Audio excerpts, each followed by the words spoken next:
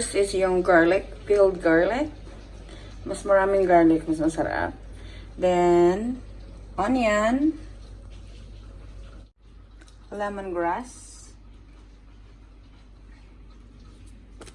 green onion.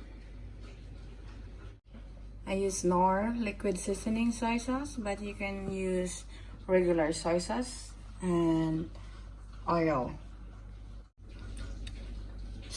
Salt and pepper, ground black pepper, para i-rub natin siya mamaya sa belly. And then you can use sea salt if you have. And I put this Worcestershire sauce. And of course, the main ingredients is yung ating pork belly. So, sa pork belly ko, medyo maliit siya. Nakat siya sa half. Sana whole siya. So, I try later kung pwede siyang i-whole when I tie it. So, seal. So, I mix the oil.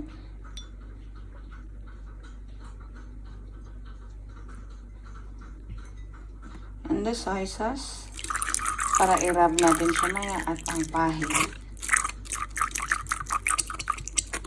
Mix lang siya. So, I'm gonna mix the salt and pepper para ready na mamaya.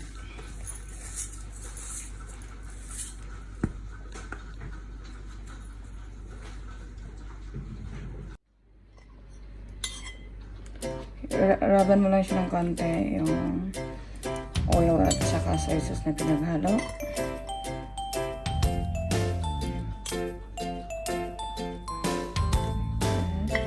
Next is yung salt and pepper.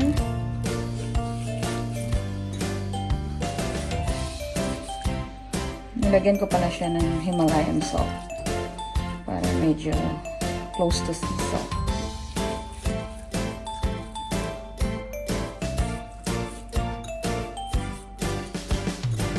Okay, dito na tayo sa other side, sa balat. The same procedure. Lagyan lang natin ng konting mantika at saka yung toyo na pinag-mix. Then, again, yung salt and pepper na mix din.